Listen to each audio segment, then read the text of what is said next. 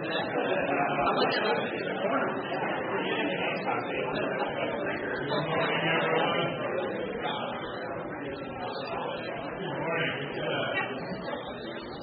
not the first event I've been back in a room with, but it's one of them, and it's a pleasure to be with a group of people and have an opportunity to share some coffee and bacon. I think was what one guest. That was the expectation this morning, so hopefully we met that standard. We want to welcome all of you here today. I think you probably have seen there's a number of folks that are joining us virtually. This is the new world we live in, right? Some of us are here, some of us are here in tech, but we're glad to get people together and be able to share information and updates with folks. For those of you that I haven't had a chance to meet, my name is Glenn Morris.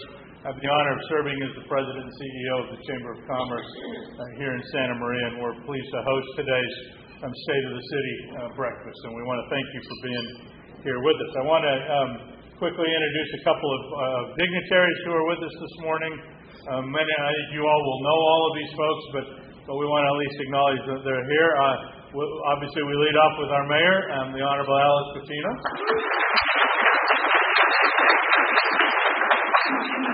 We also have a couple of members of the council. Mike Cordero's here with us this morning.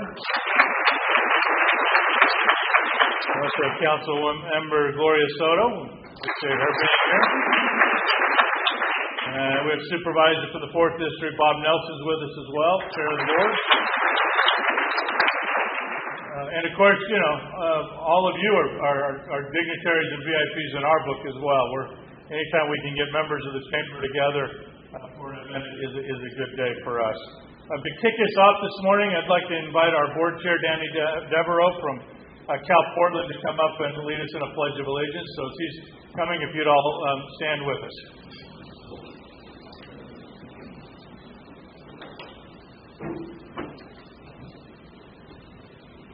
Please cite the pledge. I pledge allegiance to the flag of the United States of America and to the republic for which it stands, one nation, under God, indivisible, with liberty and justice for all.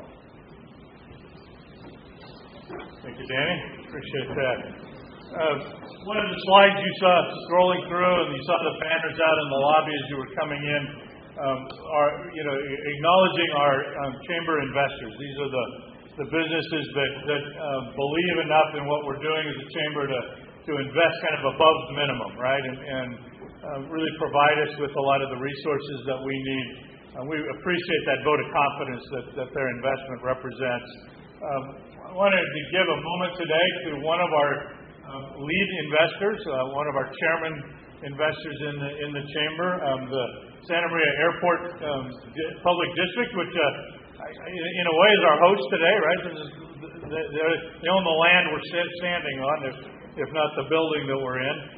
But I want to introduce Chris Hastert, who's the general manager and a member of the chamber board, to share a couple of remarks. Chris?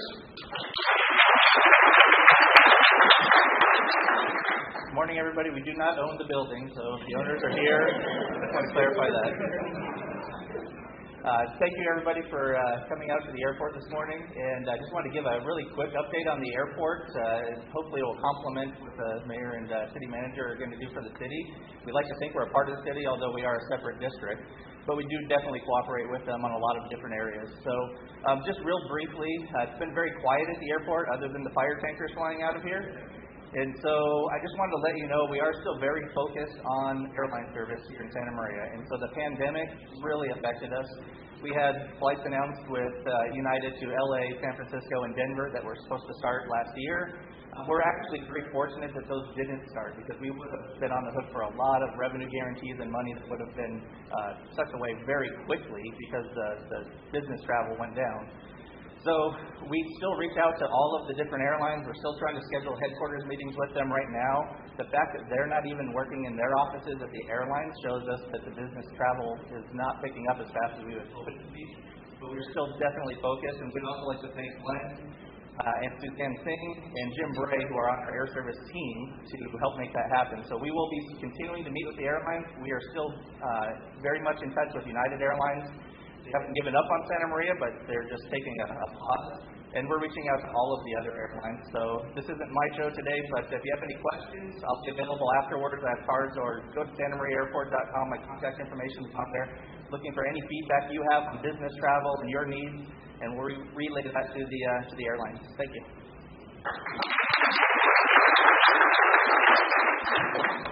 Thanks, Chris. All right, so we're going to turn to the business of the morning and invite up in just a moment our mayor to share with us an update about the city. And then I think when she's finished, City Manager Jason Stillwell will bat cleanup this morning for us.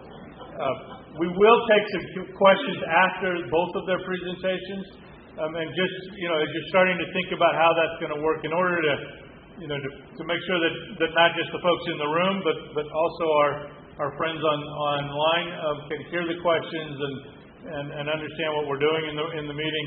At that point, there's a microphone hiding over here in the corner by Dr. Walters, and we'll invite you to come and use that microphone to ask the questions. That way, everybody can see and hear what's going on. So as the mayor is joining us up here, I do need to also acknowledge Councilmember Escobedo. Snuck in on us at the last minute. So, Carlos, thanks for being here with us. And with that, it's my honor to introduce Alice Patino, who is the mayor of the city of Santa Maria, the first woman to be elected to that position.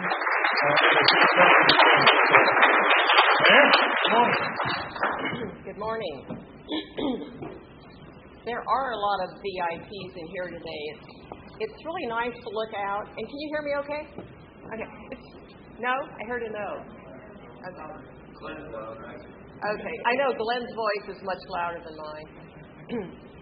When I was in college, and I was an elementary education major, and I, excuse me, I have allergies, and I had to take a singing and a piano class so that when I became a teacher, I could help kids sing and I could play the piano. And so my instructor had someone work with me, some young man that was a music major, and he said, "Were you ever a cheerleader?" And I go, "Yeah, I was." He goes, "Okay, that explains it all." Anyway, thank you very much for being here this morning. It's great to see all these faces. I know it seems like when you go out to different events, and there was one at the Chamber at Allen Hancock College, which was absolutely wonderful, Kevin, a few weeks ago, everyone is anxious to get out and to see everyone and to talk to people. And it's like we are a small community in so many ways.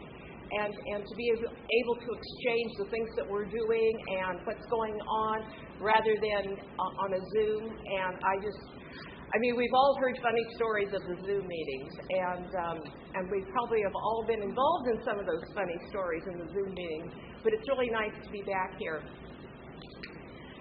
Santa Maria is, I think, a very, very unique community in so many ways, and in our census, we came up with 109,707 residents.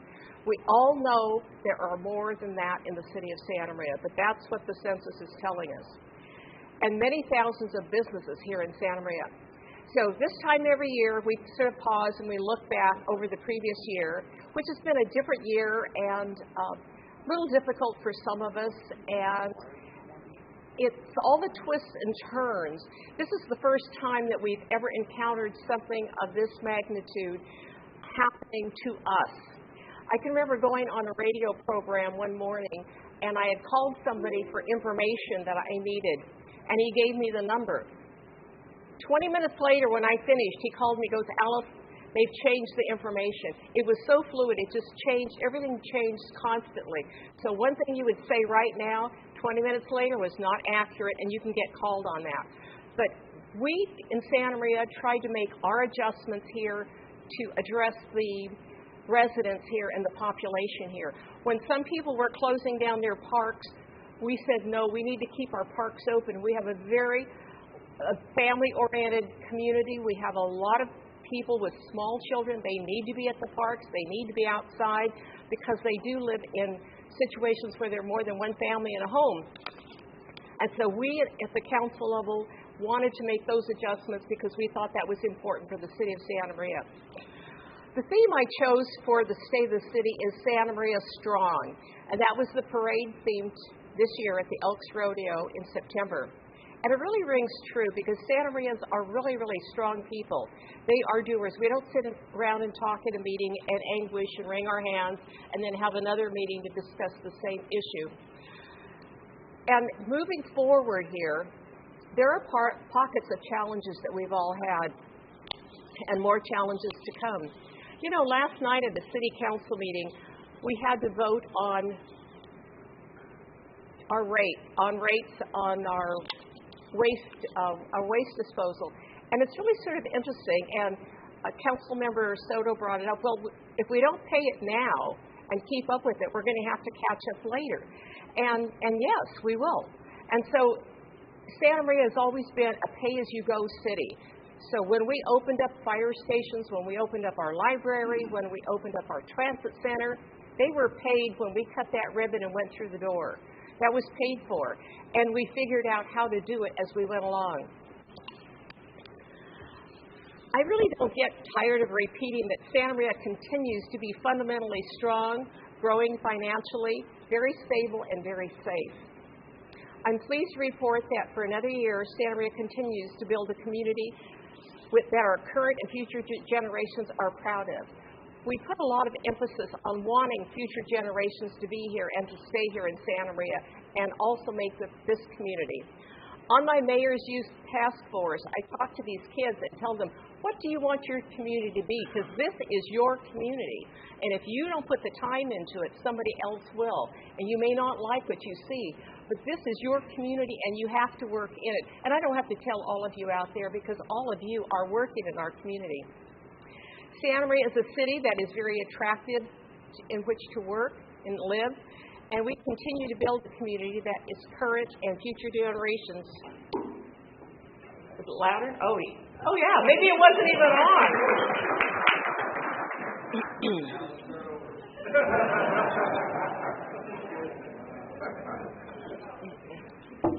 I'll take that as a joke. So the city of Santa Maria continues to get strong with partners with the Santa Maria Valley Chamber, as we see her today, REACH, which is a nonprofit, the Airport District, and I'm glad you have all the red-legged frogs and the tiger salamanders that are not allowed to come into Santa Maria. The school districts that we work with, and I meet regularly with our superintendents, Allen Hancock College, which is Jewel here in Santa Maria and on the Central Coast, the Board of Supervisors, Santa Barbara County Association of Governments, of which we have 2 representatives. And I think, I'm not a morning person, so I'm really impressed when people get up early in the morning and will drive maybe an hour to come up here when they can always be on Zoom. And we're so proud to work with many of the nonprofit agencies that support thousands of our people in the community. I'm so proud of our nonprofit agencies because they all seem to work together and very little overlapping, maybe just enough so that the next agency can carry on what they're doing. And when we do our CDBG and we give out our money, it's really, really neat to see because people really take this to heart. They think how important it is. And to make sure that our residents in the city of Santa Maria are taken care of through our CDBG monies. A lot of cities don't give their monies like we do. We each one of us on the council appoint 3 people to be on that committee, and they really scrutinize the agencies very well. There are agencies that have come and gone in our community, and because they have not provided the resources that was really needed. So this is really important when you see the people that belong on the CDBG Grants Committee, and then you see the agencies that work in the nonprofits. Right now, we're in the midst of, and I thought I'd see Lori here today. She's not here? Okay. Updating our general plan, and it hasn't been updated in years. So this process kicked off in January of 2020, and it's scheduled to conclude in 2023. Everyone has a role to play in this, so we always want the community to come out and participate. And I can remember even as a young woman going to some of these focus groups and talking about how we wanted Santa Maria to look and where we wanted Santa Maria to grow. And so as we're preparing for that infrastructure and the infill and the transportation and the public spaces that we want, and more in the amounts of 16,000 housing units we have to prepare for, 16,000 jobs, 50,000 new residents by the year 2045.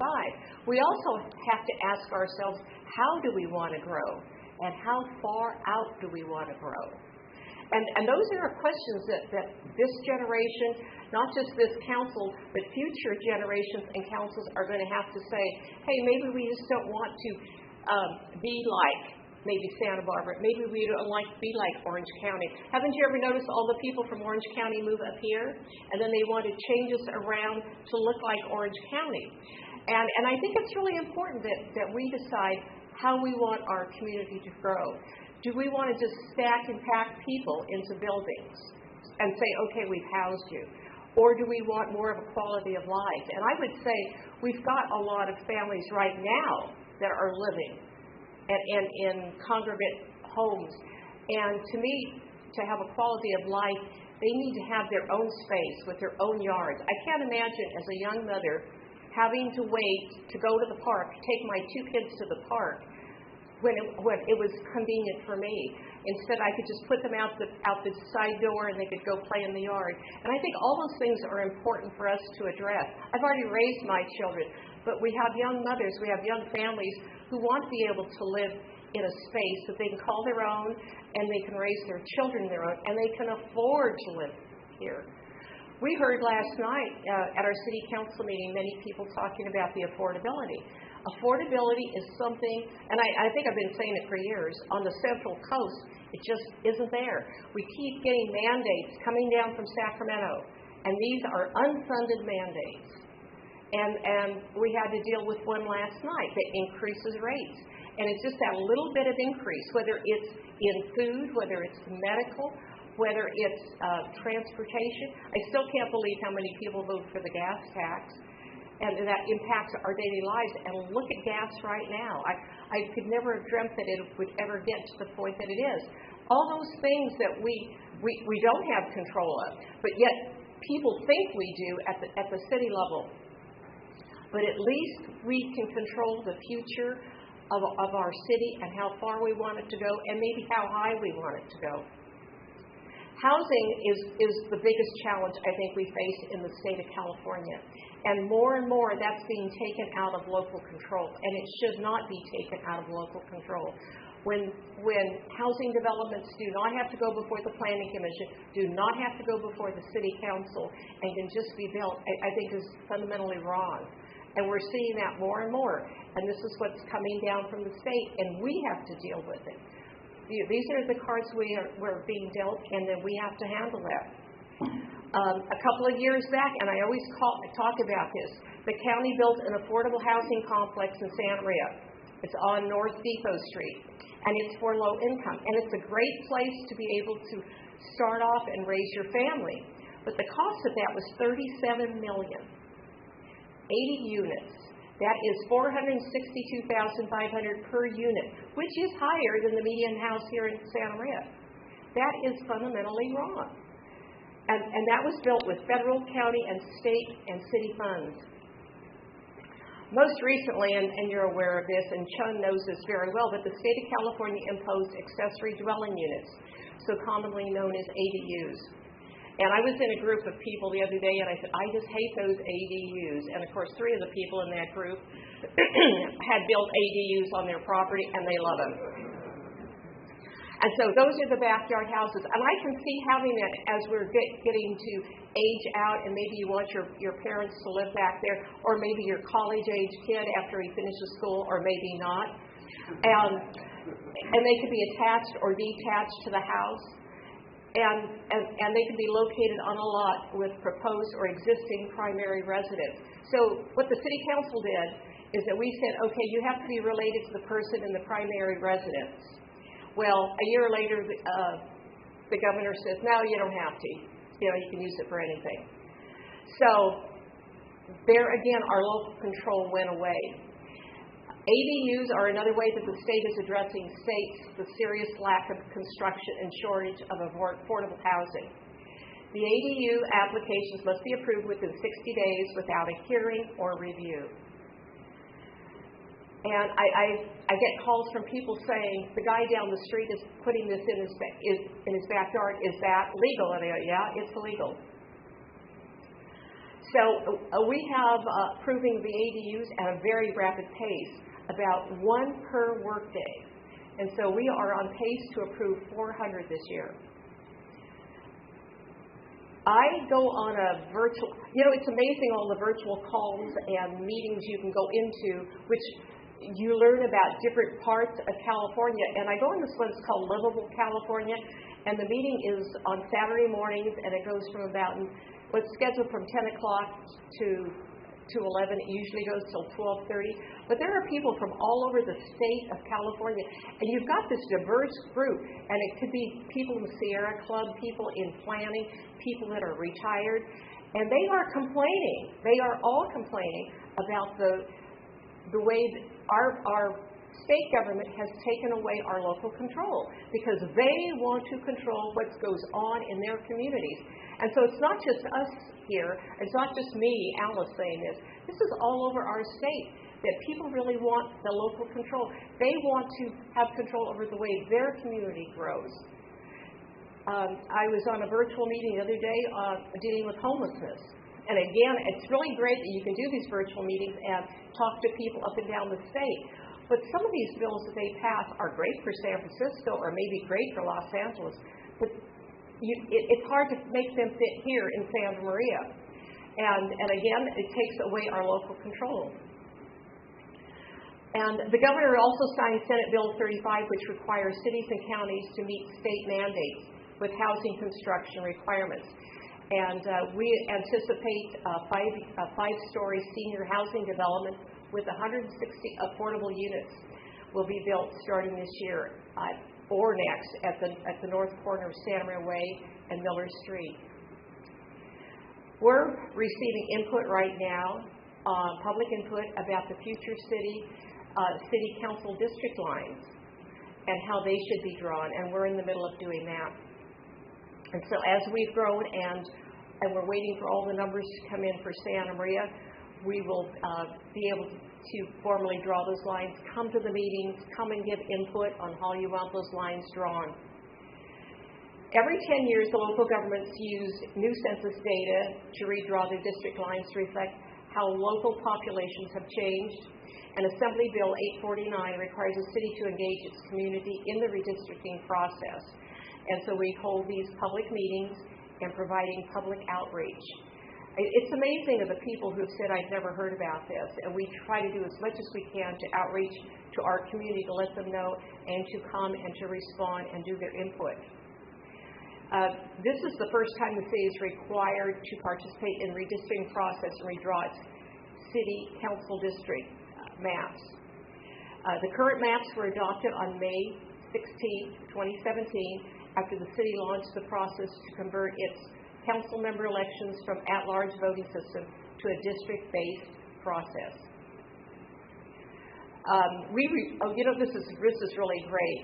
We resumed our in-person city council meetings back in July after more than a year of virtual-only format to maintain transparency and to ensure physical distancing for participants and members of the public.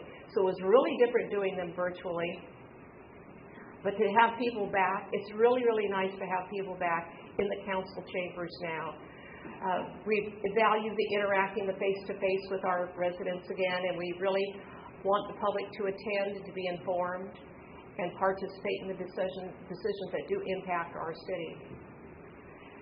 And we just want to hear from you, from all of you, to come to our meeting. And I don't think I see anyone in the room other than our council members and our staff that were at our meeting last night, but the room was pretty well packed here in the chambers, and it was nice to see people coming and speaking. The department staff is also available to answer texts during the office hours, and our Recreation and Parks Department initiated an innovative texting service. And I haven't tried it yet, and I was going to, but the residents can send a text message directly to the department or scan a QR code. And this way they can get information that answers anytime, day or night. Examples are texting upcoming events or team programs or places to hike or swim lessons and live chat. And you can text hi to 805-214-7529. So I know I had to call the other day to see if something was open, because we have opened some parts of our recs and then we've had to close them, and then we've opened them again and then we've had to close them. One of the city's fundamental practices is to constantly revisit our in-park system. Neighborhood parks enhance our quality of life. So we opened up the Quistapache Park earlier this year at the corner of Sonia Lane and Western Avenue. It's a beautiful park. We've held two or three of our concerts in the park there. And people would ask me where it is. It has 2 basketball courts, 3 barbecue and picnic areas, and the one-of-a-kind playground structure with musical instruments. So the kids are just loving this. Generous green space, restrooms, and necessary infrastructure for special events. We had the National Night Out there, and there was about 2,000 people coming to that. And it's walkable for the neighborhood. They can come over there and walk. A lot of people drove over. The new park is named after Robert Bobby at Quistapache for his commitment and contribution to the community and to youth recreation. He was very involved in the Elks Rodeo and Parade and gave so much back to our community. He was in my Rotary group, so I knew Bobby quite well. And he served in Rotary. He served in the Santa Maria Valley Economic Development Association, the Santa Maria Riding and Roping Club, where Merrill Garden sits now, and Vaqueros de los Ranchos. We're also rehabilitating the Chapel Plaza at the corner of North Pine Street and West Chapel Street.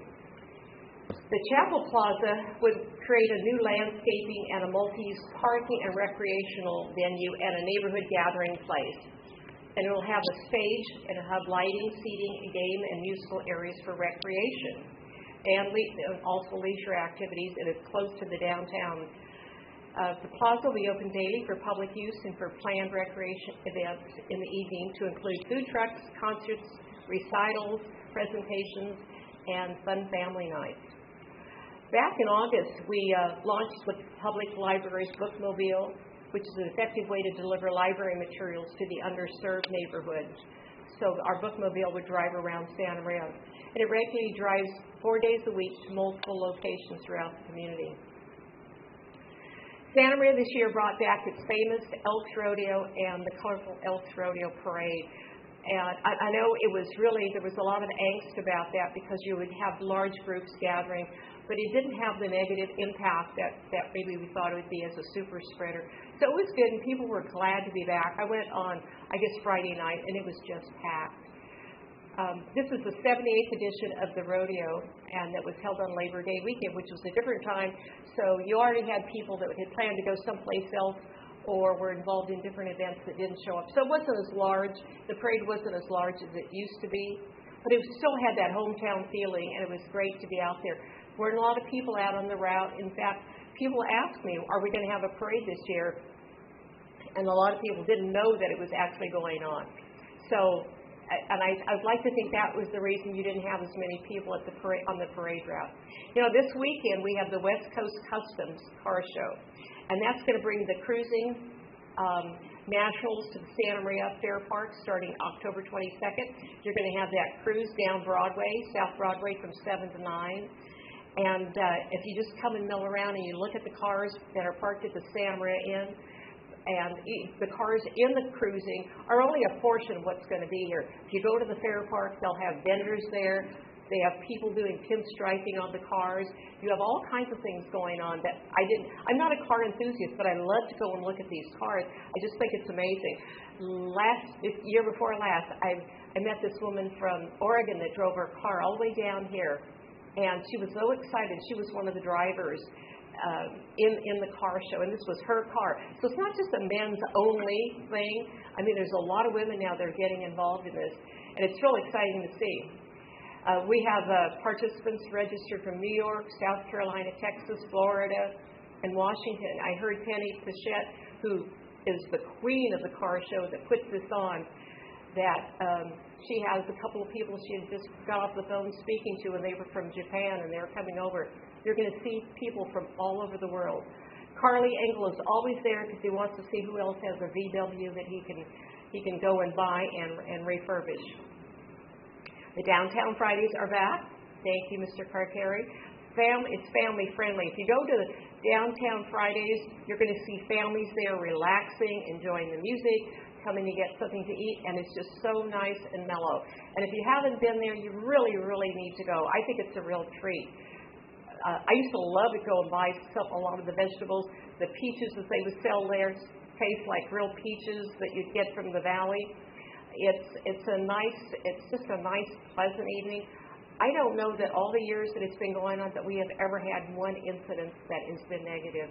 Like I said, people come, they bring their family, they bring the kids, listen to the music, they're out there dancing, and they're having a great time.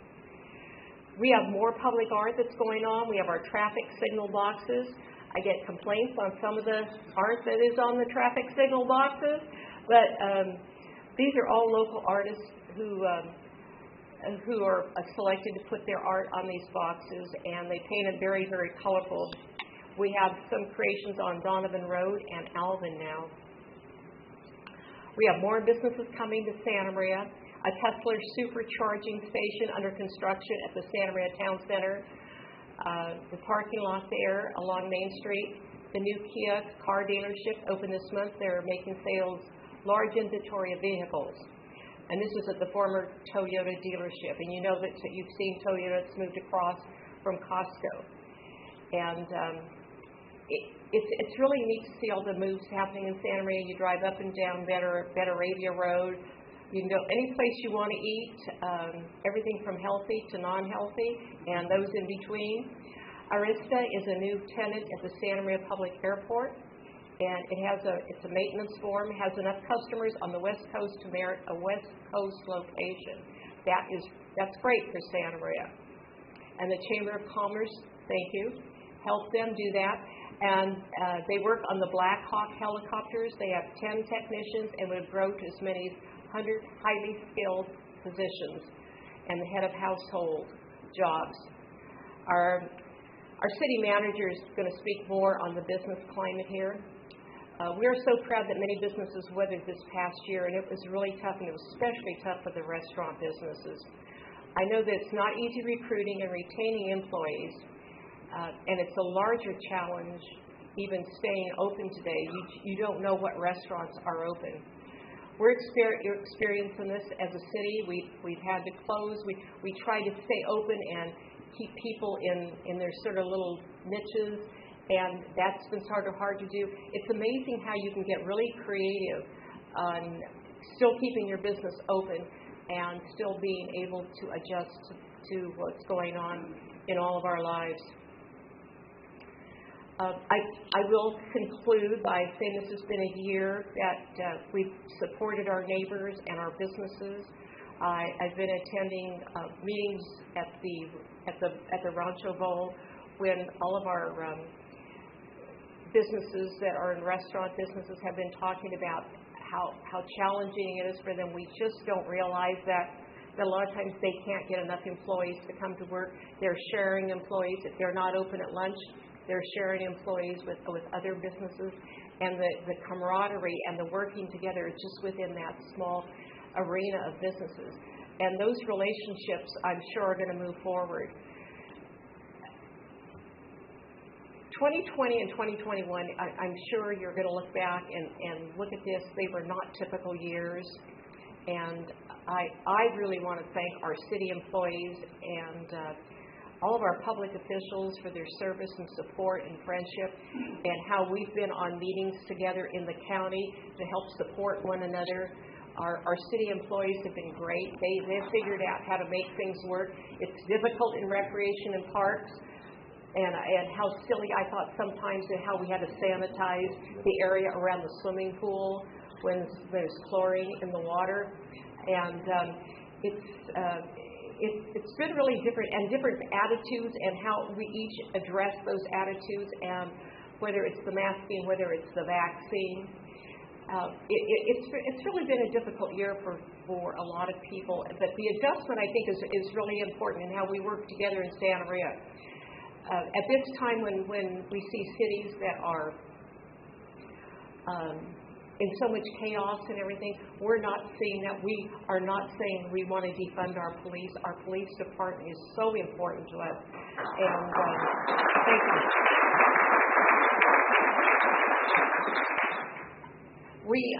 Years ago, when Tim Ness was here, I know, and then Rick Hayden, we talked about doing an audit of our police department. I think it's important to do an audit of any departments you have in the city, how you can make changes. Things are changing so rapidly right now anyway, but whenever you have problems and issues, and bring things up to date, whether like it's in the police department or it's in the fire department or our attorney's office, all those things are important to do. Our attorney brings us new things, what used to be monthly, but almost once a year, on new codes that we have to adjust to and we have to update. We have to update everything in our city constantly, because we get mandates from the state, but there's also a need that we have in our communities too, because people want us to be updated. And so our departments work so hard. Our police department is wonderful. Our fire chief is here today. Is he still here? No, he's left. Anyway, and our fire department, we have a city that really works together. So I appreciate all of you being here today. I am now going to do the best part of the speech, is welcome to the podium our city manager, Jason Stillwell, and he will fill you in on all the important things that are going on financially in our city. Thank you so much.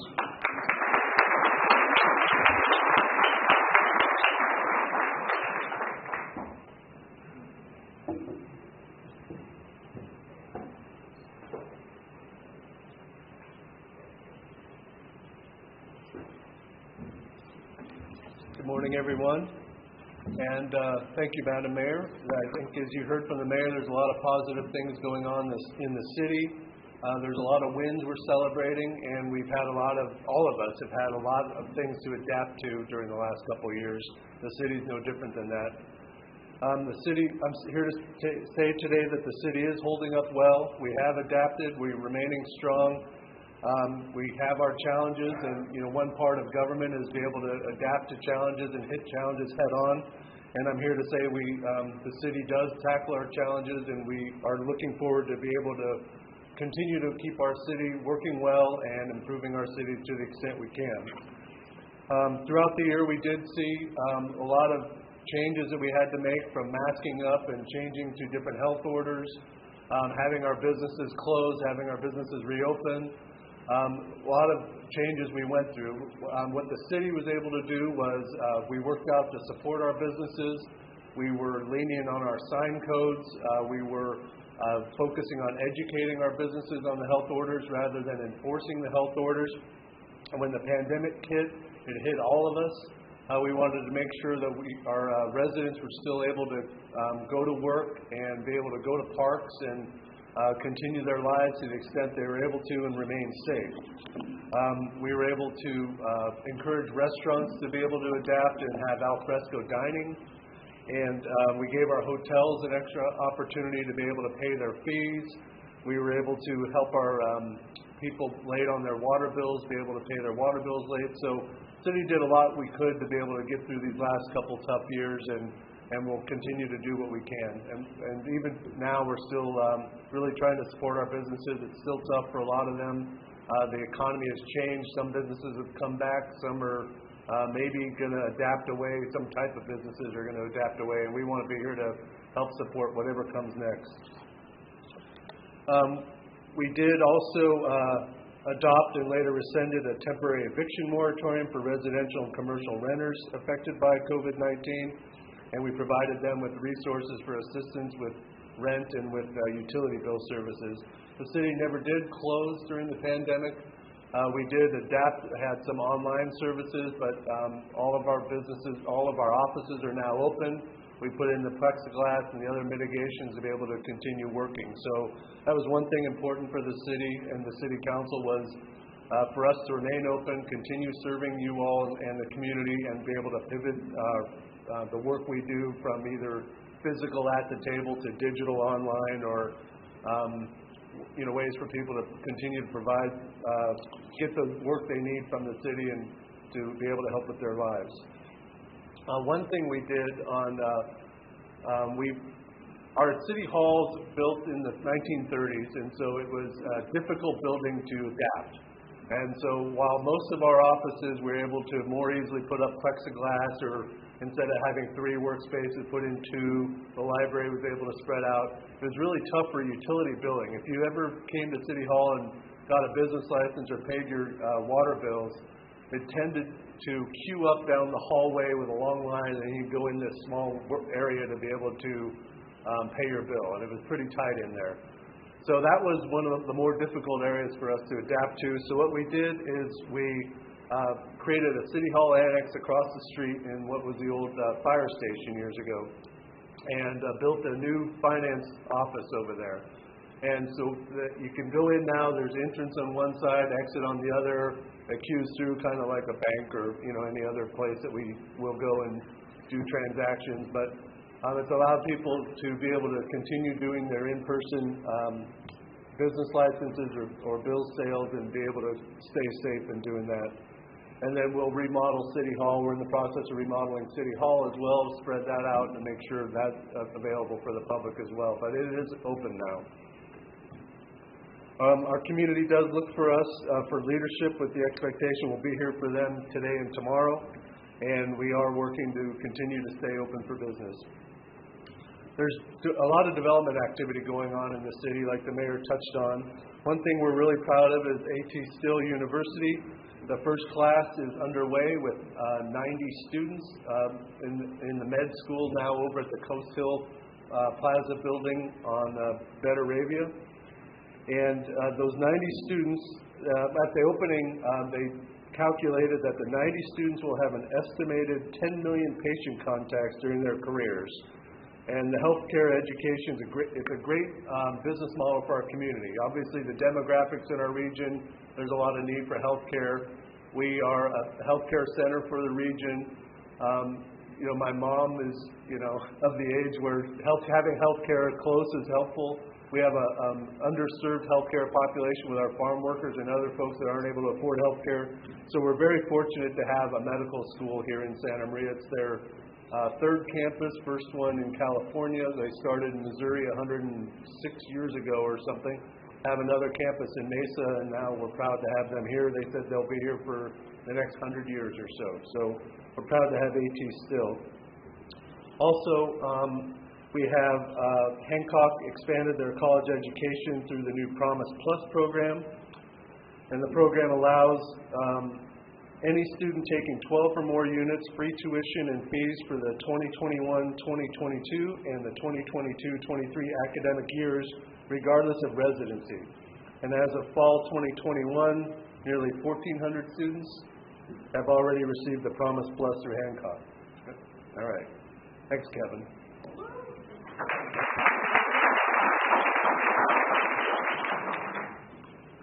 The mayor touched on, we also have the Central Coast Truck Center. It's on Stoll. It opened in July. It's a 39,000 square foot truck dealership. They have brand new trucks, used trucks, do truck repair. It's a family-owned business. It created 75 to 100 jobs, and those are well-paying jobs as well. So we're proud to have the Central Coast Truck Center on Stoll. Also, Enos Ranch West is expanding. That's the area to the west of Enos Ranch. You'll see it's quickly taking shape. As of now, there's a number of businesses there. 2 to announce now is the Aldi grocery store will be opening in a month or something, just really quickly. We also have another chicken place. Betaravia is kind of the chicken alley there. But we're proud of that. People like the chicken there on Betaravia. So Raising Cane's is one of the businesses been announced so far. There'll be a number of others going in that shopping center as well, and it's moving forward quite quickly. We have the Azure Apartments. They're completed and occupied. Elements Apartments, which are the Lakeview Apartments, just on 135 and Skyway. Those are 164 apartments and also 11,000 square feet of commercial space. Dignity Health is opening a medical office building on Thompson Way. Betaravia Plaza next to the police station on Betaravia near Blosser is underway with commercial and residential developments. There's apartments throughout town, as the mayor touched on. There's a number of smaller kind of infill apartment complexes, such as 16 new apartments on New Love, south of Battles, and a number of other infill housing units we're seeing throughout the city. And as the mayor said, there's a balance there. You know, one of the competitive advantages we have is affordability and a young population. We're really the region's workforce. And so that's something that we're proud of and we want to cultivate, and we recognize that higher priced housing may drive that it may impact our ability to remain competitive in that areas, but there's the balance as well of a lot of housing and more density in the neighborhoods leads to parking problems. We have needs for more parks and open space, and it's tough to put those in after a neighborhood's already built. So there is a balance there where we recognize it's a need for us to remain competitively a competitive place for housing, but also recognizing we need to maintain our community's characters. We also, as the mayor mentioned, we have the Tesla station, charging station on Broadway in Maine, and we have a lot of activity going on downtown. You haven't seen the construction at this point yet, but we have a downtown review committee who are looking at a number of different redevelopment opportunities in the downtown. And it's been a focus of the city for some time, but there's a lot of activity now with developers and business interests moving forward there. So we're optimistic about the downtown, for you to start seeing physical changes in the downtown. The mayor also touched on Allen Hancock's Fine Arts Complex. The college continues the construction of an 88,000 square foot two-story building that includes visual arts, multimedia, applied design, photography, film and video, dance music, and recital hall.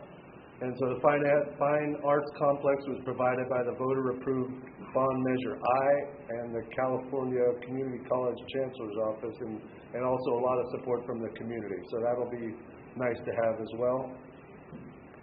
Vandenberg Space Force Base is the region's largest employer. The city continues to promote job creation and expansion there. We, with the chamber, the city and the chamber are leaders in the regional REACH effort. It's an economic development effort to really work with the business communities in the region and have government support their efforts to be able to bring large economic development opportunities into the region. Two of the big kind of keystones of that effort are Vandenberg Space Force Base and whatever happens with Diablo Canyon next. So we'll see. There's a lot of thoughts on reusing Diablo Canyon, and we're part of that, recognizing that it's a big potential workforce and job force draw for our region. But Vandenberg, there's a lot of excitement going on there. They're looking at expanding commercial space nationwide by something like tenfold with the number of launches. And Vandenberg's just primed to be able to add to that. And you've seen a lot more launches going out of Vandenberg, a lot of commercial launches, and we expect more of that to come.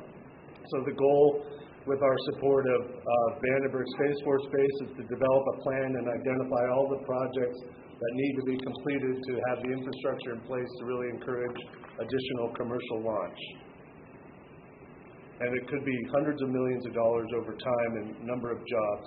And we did see when the shuttle program when there was work with the shuttle program here in the 80s, it's a huge impact on our economy. Vandenberg, I think, is often not always at top of mind because it is a little isolated, but it is a huge impact on our economy even now, and we see that as a growing opportunity in the future. As the mayor also mentioned, there's a lot of building permit activity across the city. It remains brisk. It's not at record levels, but we have seen consistent growth consistent activity in building permits. Hasn't been a slowdown due to the due to COVID or the economic factors.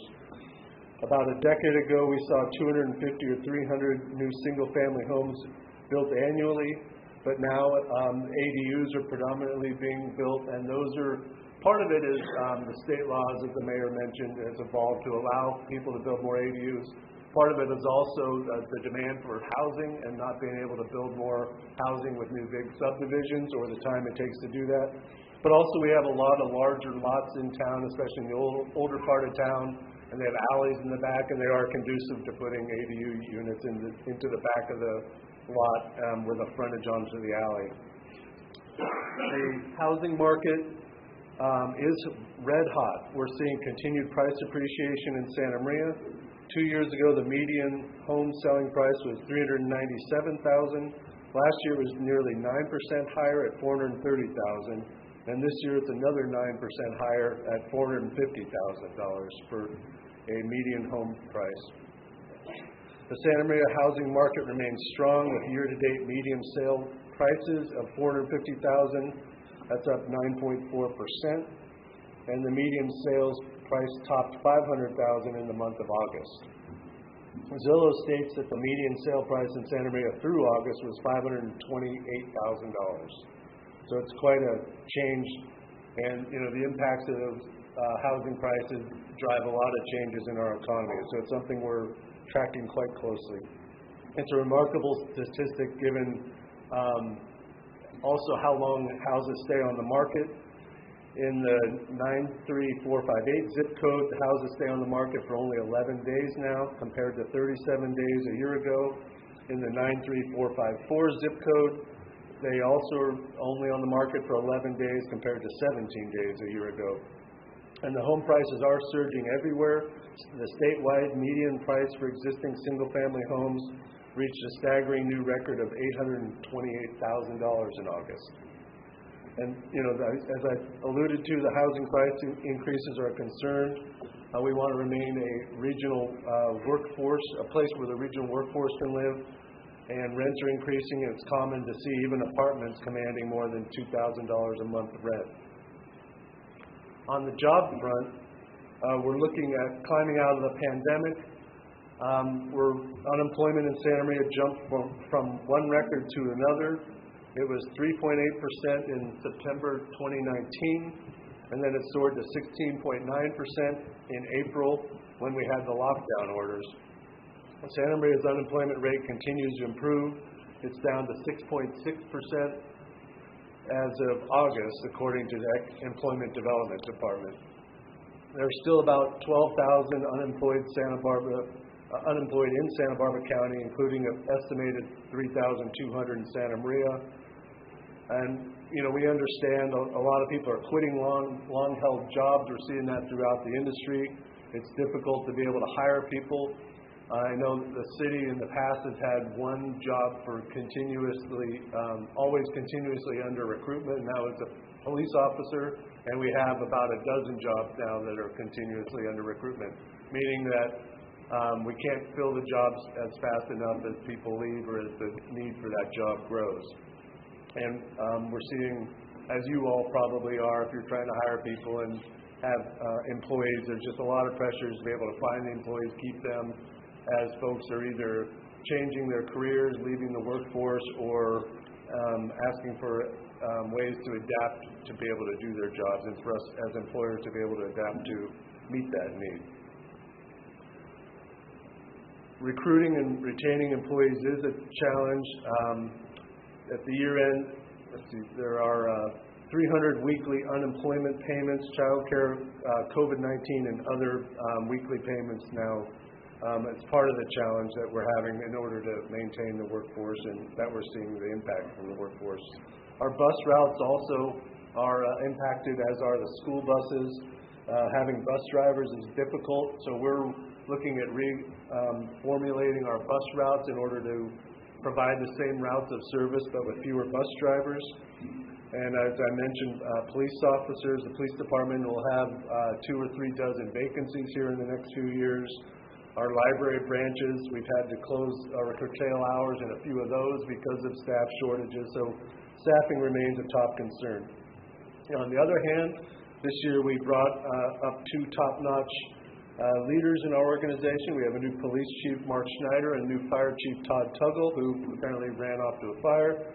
But we have highly qualified leaders in the organization to be able to manage the operations. We expanded our fire prevention bureau. That was in transition over the last year. We're staffed there now and being able to review plans, do fire inspections, and things that allow development to occur. We reconstituted our human resources department to be able to better meet the needs of recruiting and retaining our employees and the needs the departments have. And we continue to have a workforce that loves serving this community, which is great. I mean, we say one of the strengths of our community is our people. We see that in the city of Santa Maria as well. One of the strengths of the city's workforce is they love serving this community. This community really appreciates the service that the city provides. It makes it easier for people to come to work and do the work that we expect from the local government. We do continue to focus on public safety, improving quality of life. Those are the pillars that the city has been focused on. We're expanding our smart city, safe city efforts. There's a number of activities we're doing to make the city safer and to be smarter in either the way we're providing services or the way residents can interact. You'll hear more on that, but we are providing more automation in our bus services. We've really invested in our public safety services. You've heard over the years with our new dispatching system, our new records management system, our new 911 system. So a lot behind the scenes on making our city smarter and safer, and you'll hear more as we move forward. With recreation, we'll be undertaking a significant renovation of the Veterans Memorial Park on the north side of town. We have a $2.1 million Prop 68 grant that was awarded in February 2020. And the construction for that park improvement will be in February or March of 2022. And during the last construction, during the construction, we plan to close off the parking lot between the Veterans Building and the park and make that a little bit of a plaza as well, another gathering place for that part of town.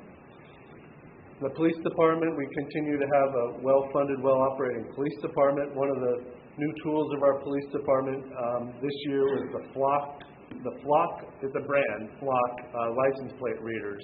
So we put those throughout town. We have 31 cameras already deployed, and we are looking to install more cameras. And what they do is track the data of license plates. And so we're more able to efficiently solve criminal activities. There's often reports when some criminal activity happens that the car was a silver Honda driving that way, and this will help us be able to track the vehicles and be able to follow up with detectives and investigations. Right, we keep the data it self-purges, but it's there when our investigators need it. The police department, as I indicated, also has a new records management system, and we're able to pull more crime data. We hired a crime analyst to be able to parse that data and really be able to focus on where the criminal activity is occurring and being able to address it more preventatively. This year we've had 6 homicides compared to 5 in 2019. So for a city our size, unfortunately it remains about average. We are taking extra efforts to be able to recruit police officers. We have a $20,000 signing bonus for lateral police officers. We are expanding our advertising for police recruits. We have Pandora ads in the Central Valley. There's a lot of, as the mayor indicated, there's some places where it's not really as good to be a police officer anymore, and we're finding that the folks who still want to remain in the profession, this is a good place for them to work. It's a big enough city where there's some diversity of the type of police activity. I always joke, with my colleagues up in Pismo that, a police officer there can deal with drunk drivers and rowdy tourists, but here we have a little bit more diversity of police work to do, which for I would say a serious police officer, they appreciate the diversity of work to do here, and we have a strong department and a community that really supports them. So we're encouraged that we do have the challenge with turnover in police, but we're encouraged we'll be able to find good folks here to continue to meet our service needs. And on the fire department front, we have the fire department is now responding annually to 10,000 calls for service every year. And a lot of the state has a statewide fire service, and so a lot of our firefighters are going throughout the state to fight these big fires, and we're happy to be able to do what we can to help serve the regional and the statewide needs on these large fires. And within the city, though, we also have expanded our apparatus. We have, as you've seen, the new ladder truck. Well, it's 3 or 4 years old now, but it still looks new. We have a new brush truck, a couple other fire engines, and we continue to be able to respond to the 10,000 calls for service with the right equipment at the right time. We are also, Chief Tuggle, as I alluded to, has taken over as chief this year and has really imparted upon the fire crew to really recognize that this community supports them and to be able to understand what they need in order to provide fire service now and into the future. We're updating our strategic plan, cover for service, standards of cover, which basically shows what types of calls we have and how fast we're supposed to get there and how well we're doing. So that'll help us be informed going forward of where we need to add more resources to make sure our fire service remains strong. Turning to the revenue sources, so the sales taxes. One good thing in Santa Maria, we saw with a lot of other cities across the state, actually across the nation in the pandemic, a lot of them were very significantly impacted in sales tax receipts during the pandemic. And it's mostly the cities that count on tourism and count on restaurants. Those two, tourism and restaurants, really had to close and were significantly impacted during the pandemic. Fortunately for us, we do have tourism and restaurants, but we also have a lot of sales tax that remained steady during the recession, such as Home Depots and Lowe's. People stayed home, they fixed their houses. And so our sales tax, even though at the beginning of the pandemic we thought, oh heck, this is going to be a full shutdown, it's going to be huge, we have to start preparing for layoffs, we were able to avoid any layoffs, and in fact our sales tax remained flat. We didn't have the huge drop that we expected to. Another thing that changed was the state law changed, where now when people are buying goods on Amazon, that actual tax comes back to the city, which I think makes sense because it's the people who live here who are buying the stuff and paying the taxes, and that tax then supports the services that those people demand from their local government. So I think it's a good move for the state to be able to keep the taxes in our community from the people who pay it to fund the services that those people demand. And so that change has allowed us to keep our sales tax level. Measure U is also, we're very thankful and appreciative of the Measure U support that we have from the community. Measure U also remains strong, and as per council policy, 90% of Measure U goes towards funding public safety, 5% for quality of life services, and 5% for youth services. And so that's enabled us to primarily maintain a strong police and fire department, also do code enforcement, recreation, and library services, and keep our neighborhoods nice. So we're fortunate to have Measure U. Next slide is another revenue? No, Veterans Park. Yeah, so I did touch on that. So it'll be a new park renovation that we're excited to have in our community. Just to summarize the revenues, though, we have seen the challenge with increasing workloads and the demand that we're seeing throughout all of our businesses and trying to adapt and make the revenue that we have support the services demands that people have.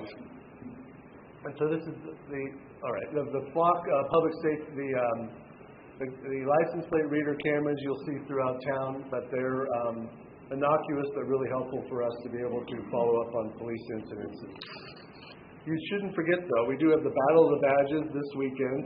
It is police versus fire. It'll be at Hagerman Sports Complex across the street there, so be sure to go over there and root for police and fire. Fire's gone. All right, so root for police. All right. Yeah, property tax revenue, so we expect that it will grow in the future. Property tax is assessed 2 years after the value of the home, or the property taxes come to the city 2 years after the assessed rate. So we're still seeing steady growth, but with the housing prices growth that we're seeing, that'll then drive higher property taxes. And so in subsequent years, we expect more property tax revenue. It's not a huge revenue source for the city. Most of the property taxes we pay go to the schools or to the county, but it is a significant, $23 million a year is still significant. So we're fortunate to have a strong property tax base as well, again, to provide services. The NHIS revenue, so this is the non-hydrocarbon impacted soils. So as our oil companies in the region clean up their land and have dirt that's extra but not full of oil, we will take it at the landfill and use it for cover. And there's a couple things going on. The tank farm project was really a big spike. The tank farm project in San Luis Obispo on Tank Farm Road. They were mitigating that area, and so a lot of the dirt from San Luis Obispo was coming up here. That project's declining, and there's just not a lot more mitigation of dirt going on. There's some in Orchid, some at the Guadalupe refinery area, and so we're anticipating that revenue, which was really a great revenue source for us during the last recession, and to augment our services we provide, we expect that to decline essentially to zero going forward. On the hotel tax, the TOT revenues remain strong. As Glenn always says, just forget the whole 2020 year and compare where we are to prior. And, we're on a good trend there. We have a really good destination marketing program that most of us don't see because it's designed to focus on outside of our region. But there's a large effort that the hotels have put together with the tourism marketing district to be able to have folks know about Santa Maria, come to Santa Maria, be able to have Santa Maria their home base, and then go to the wineries or the other regional activities in the area. So our TOT taxes remain strong. The LEAF reserve balances, and so this is one reserve, as the mayor mentioned, years ago, council had the foresight to be able to recognize that we need to stay fiscally strong and spend within our own means, or not spend beyond our means. And so one thing prior city council did was set aside this local economic augmentation fund. And it's really a reserve for economic fluctuations. And we've been real fortunate to have this and be able to draw on it as needed to allow us to maintain services. Most of the city services are employees providing direct service. So as revenue goes up and down, the costs remain relatively stable with employee costs. So we thought we were really going to have to draw the LEAF balance almost to zero ahead of this pandemic shutdown. And fortunately, we haven't had to draw much from it at all. So that remains in place for us for the next recession, or to make sure that we're able to provide services without disruption going forward. Is there other revenue?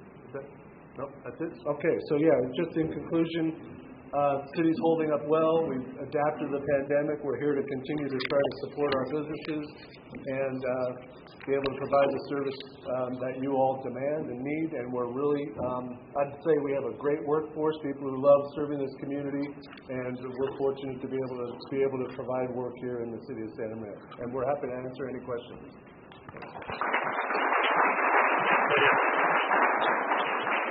So we want to thank Alice and Jason for providing a great presentation this morning. We do want to take a couple of questions. So again, if you're in the room and you'd like to ask a question, we invite you to use this microphone over here next to Kevin. You might want to make sure I turned it on. I may not have. If you're joining us online and you have a question, if you'll kind of use the raise hand or put something in the chat, Alex will try to monitor those and share those as well. So Alice, if you want to come back up, and then if anybody, any questions, we'll take a couple of them right now. And Janet, you want to lead us off? I'll just get out. I'm like Glenn, I don't have much problem being heard. So I know the chamber and the city has done a really great job collaborating and advertising outside the area to get tourists here Region's doing a great job working with all you folks, attracting businesses here. And I know that we're not unique, that we need staff members, and I heard the challenges of the city and that you're advertising outside the area. Is there an opportunity for all of us to get together and collaborate and jointly go out and solicit other regions to come to the Central Coast to work and maybe have a collaborative effort to advertise that? I know we're spending a lot of money advertising outside the area. Yes, I think that there are opportunities for us to do that. Obviously, a lot of that is tied to the issues that the mayor and Jason talked about. If we're going to bring people to the community, they need housing. So I think we're doing a good job of kind of building up that stock. We'd like to accelerate that rate so that we've got capacity to just bring people in. I think as we do some of that marketing, and really collaborating with different businesses. I think there are opportunities.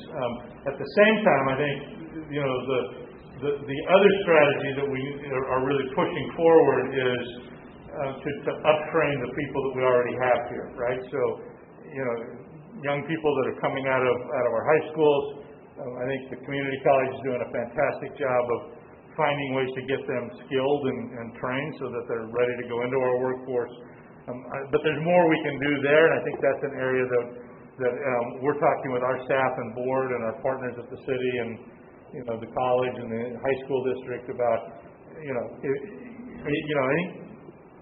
I don't think we're ever going to we're never going to recruit our way completely out of a workforce need. We're going to need to grow our own workforce, and I think there's a lot of opportunity to do that. We still have a significant number of people who live in this community that have to commute out to find employment, and so there's opportunities to figure out how to help them choose not to commute, right, and to take jobs in the community. So I think there's a number of strategies around that, and we'd love input and ideas, and if there's some folks that want to get involved in a kind of a collaborative effort, we'd love to be part of that.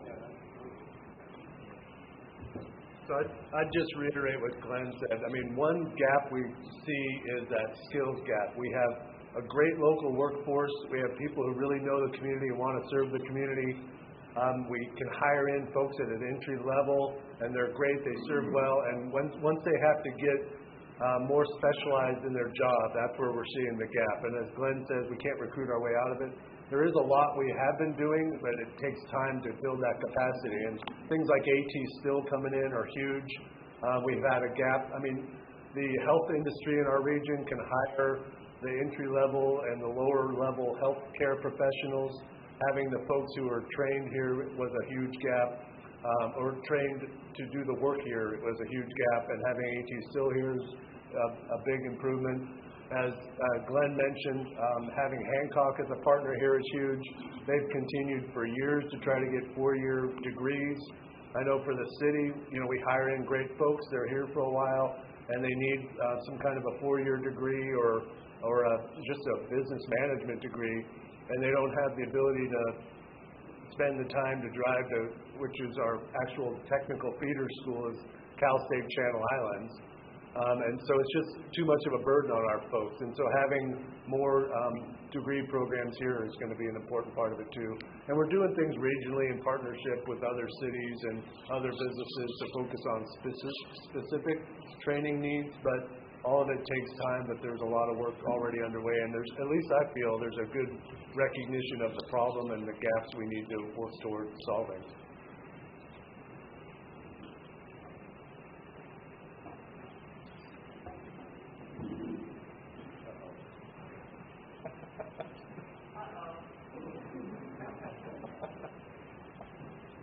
Be good. So, I'm at the county, and I just want to thank the mayor and the council, sort of city manager, and Glenn for continuing to be the best and most well-run city and chamber in the region. So, first of all, just a compliment to you guys. I got 2 questions, and they may or may not be related. Obviously, homelessness continues to be an issue that plagues the state and the county. And it seems like the city of Santa Maria has done a little better than other cities in the area. But what are you guys seeing? What's the vision moving forward? What's the approach that you guys plan on taking? And then the other one is that, like the county, the city's received a lot of ARPA dollars. What are you guys looking to do with investing those back into communities?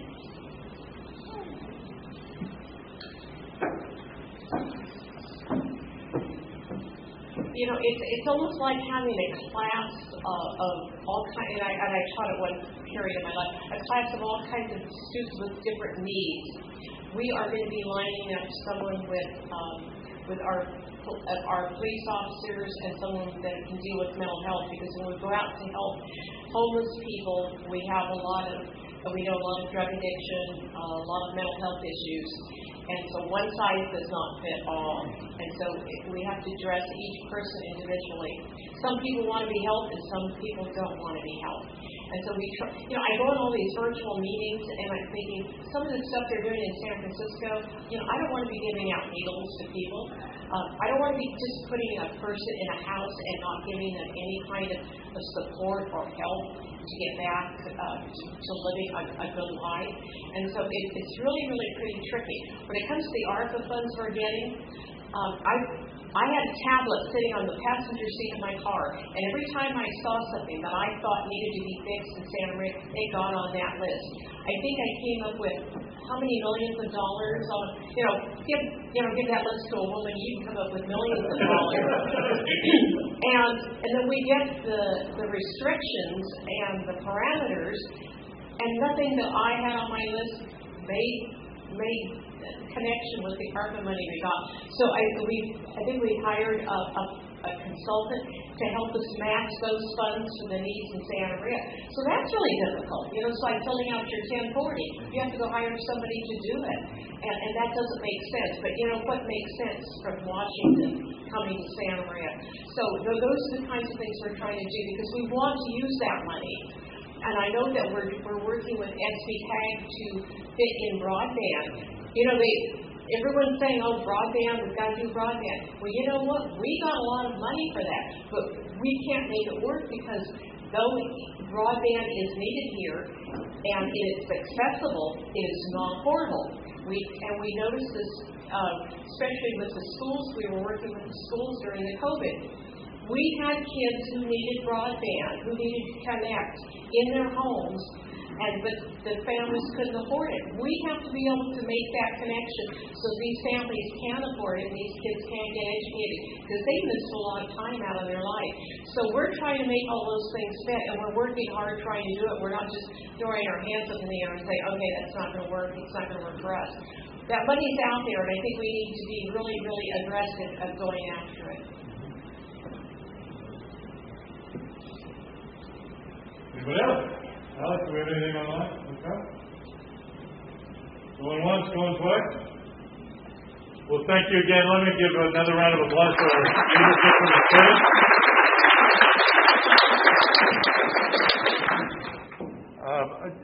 Two quick items that we're working on and that you'll be getting more information up in the chamber in the next couple of weeks. We are looking at a job fair that we'll be putting together. I think we're going to try to find a way to do that virtually so that folks that need help at the office don't need to leave the office to go find the help. That doesn't seem to make sense to us. So we're trying to figure out a different way to do that, so stay tuned on that. The Business Expo is coming up in January, so you should be starting to see information on that. And then the mayor mentioned the general plan is undergoing the update. We're going to be convening some groups to talk about things like what kind of housing do we want as a community? What kinds of, business development do we need so that we're educated and informed and better able to advocate on behalf of you folks as that process moves forward. So with that, I want to acknowledge our staff. Alex Magana Castillo is our lead on these events, and she did a great job putting this together today with the rest of our team. I also want to thank Sergio Ruiz. If you're looking for some tech support on doing these kinds of things, Sergio with his company and team have become an absolute critical asset for us over the last couple of years, and we appreciate his talent and willingness to constantly figure out all these ideas that we bring in. So with that, we want to thank you folks for being here again this morning. It's a real pleasure to see faces, and I think somebody the other day said it's nice to meet you in 3D. And so with that, we'll wish you all a great day in business. Thank you.